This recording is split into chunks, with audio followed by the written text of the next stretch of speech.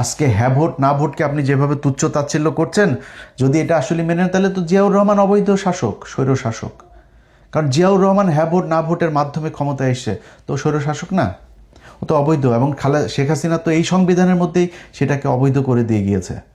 আপনার সরকার তো অবৈধ, এই জিয়াউর রহমানের সরকারটা।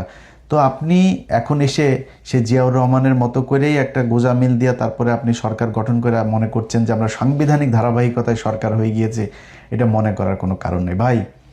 জিয়াউর রহমান, আমি ওনারে পছন্দ করি, অনেক ভালো গুণ ছিল ওনার, কিন্তু ওনার জীবনে এই যে মেজর ডালিম সহ কর্নেল হুদা, তারপরে কর্নেল রশিদ, তারপরে আরও যাদেরকে কর্নেল লেফটেন্যান্ট কর্নেল রাশেদ, ওনাদেরকে যে দেশ থেকে বের করেছে না, বের করে যে চোর বাটপারে নিয়ে তারপরে পাশে রেখেছিল ধান্দাবাজ, তারপরে তেলবাজ, সেগুলোই কিন্তু তাকে, এই মঞ্জু টঞ্জু এরাই কিন্তু তাকে মেরেছে, এই এরশাদরাই তাকে মেরেছে।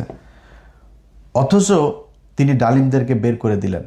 যে কর্নেল তাহের সে জিয়াউর রহমানকে চিঠি পাঠায় তারপরে কর্নেল তাহের তাকে বার করলেন সিপাহী জনতার বিপ্লব দিয়া, সেই কর্নেল তাহেরকে জিয়াউর রহমান ফাঁসি দিয়েছে।